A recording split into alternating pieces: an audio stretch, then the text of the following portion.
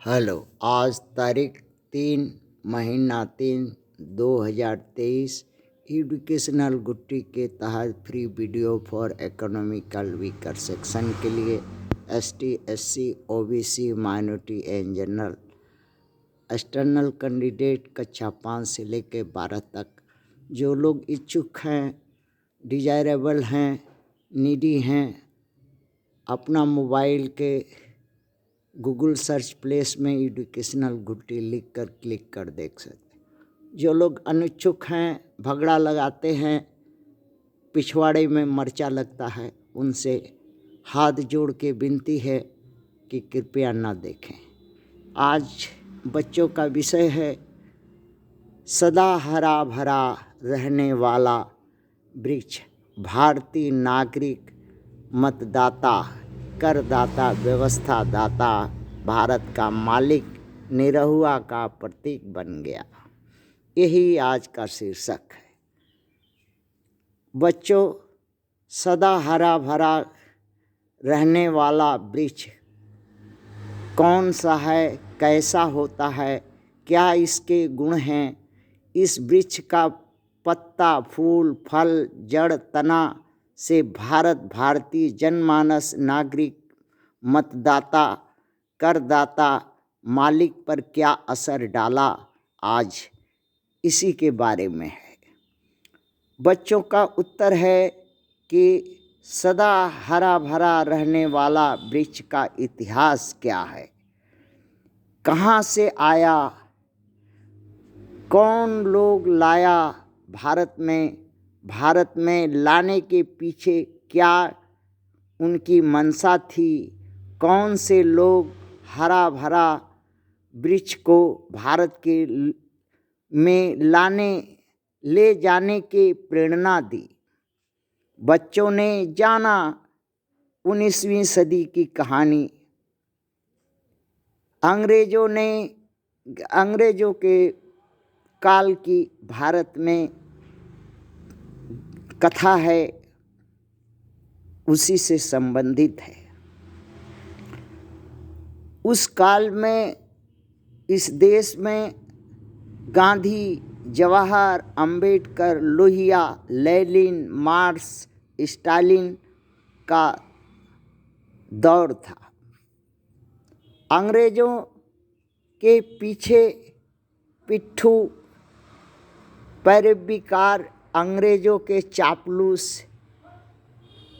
और जवाहरलाल नेहरू, RSS प्रमुख बलीराम हेगड़े गवारकर जी में अच्छी दोस्ती थी। देश विदेश घूमते थे।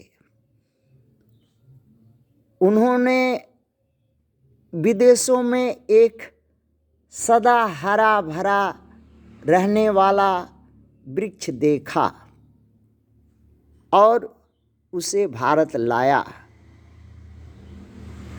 प्रेरणा देने वाला अंग्रेज की मंशा यही थी कि भारत के नागरिक, मतदाता, करदाता, व्यवस्था दाता, भारत का मालिक, निरहुआ को इस सदा हरा भरा रहने वाला वृक्ष का रोग लग जाए, गुण लग जाए, अर्थात वो भी सदा हरा भरा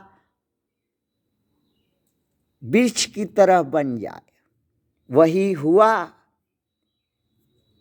हुआ आज भारत के नागरिक, मतदाता, करदाता, व्यवस्था दाता, भारत के मालिक, निरहुआ का हो गया। बच्चों, उस पेड़ का नाम, उस वृक्ष का नाम तुम लोग अच्छी तरह से पहचानते हो, जानते हो। वो कहीं दूर नहीं मिलेगा। तुम्हारे घर के पिछवाड़े, सरकारी बिल्डिंग के पिछवाड़े, संसद भवन के पिछवाड़े, असेंबली हाउस के पिछवाड़े, विधानसभा के पिछवाड़े, नेता लोग के घर के पिछवाड़े तुम्हारे खेत खलिहान में, उखरी पोखरी में, रोड के किनारे हर जगह मिलेगा। वो है सदाबहार पेड़। और दूसरा नाम बच्चों का है बेहया। बेहया क्यों बेहया कहा? वो अंग्रेज ने क्यों बेहया उसका नाम दिया है? क्योंकि उसका वो बेहया ही है। और किस तरह से यहाँ का भारतीय नागरिक, मतदाता, करदाता, व्यवस्थादाता, भारत का मालिक निरहुआ बेहया हो गया। किस तरह से बेहया हो गया?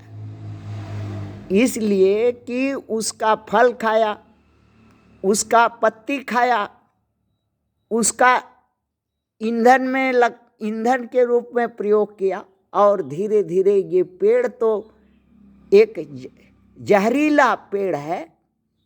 अगर बकरी गोरू को चारा के रूप में बहुत से लोग खिलाते हैं, ईंधन के रूप में लगाते हैं, दवा के रूप में काम कर लेते हैं, वो धीरे धीरे धीरे धीरे एक अफीम की गोली से भी खतरनाक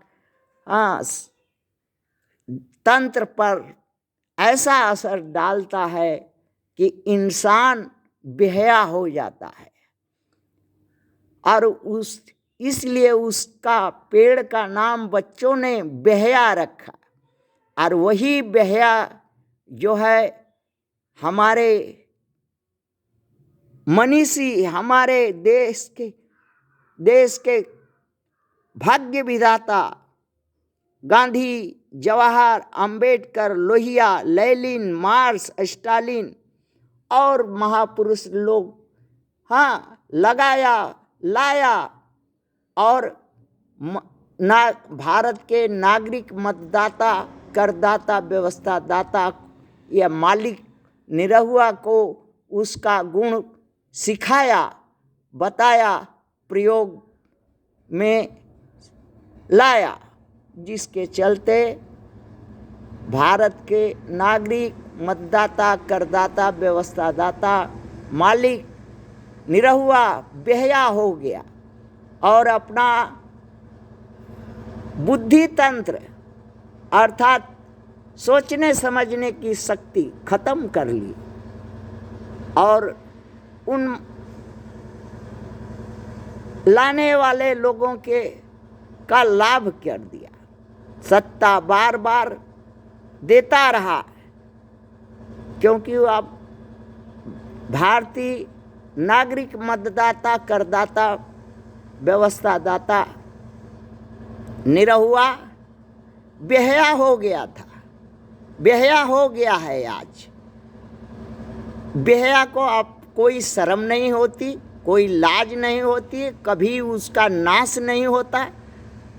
वो जहाँ भी पड़ा रहेगा, चाहे पोखरी में हो, चाहे सड़क के किनारे हो, चाहे जहाँ भी हो, किसी भी परिस्थिति में हो, गर्मी हो, धूप हो, बरसात हो, पानी हो, उसर हो, सब जगह वो फलता फूलता है।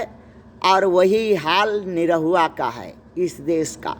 कितना भी कष्ट हो, कितनों भी पिछवाड़े में डंटा पड़े, कितनों भी कुछ हो, मगर वोट रेवड़िया मिठाई पर ही देगा और सत्ता पर उन्हीं लोग को बैठाएगा जो उसके पिछवाड़े पर डंटा लगाता है, कष्ट देता है और उसके बाल बच्चे का भविष्य नष्ट करता है। बेहया निरहुआ